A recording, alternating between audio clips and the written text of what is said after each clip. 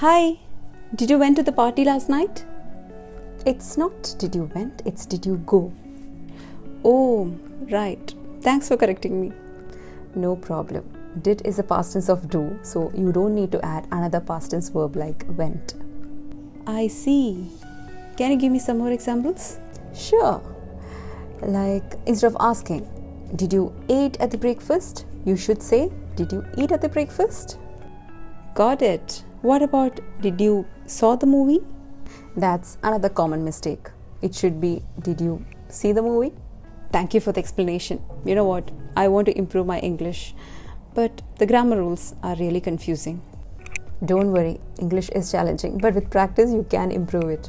You can also follow English 360 for more English related information. English 360? Wow, nice. I will definitely follow. Thank you so much.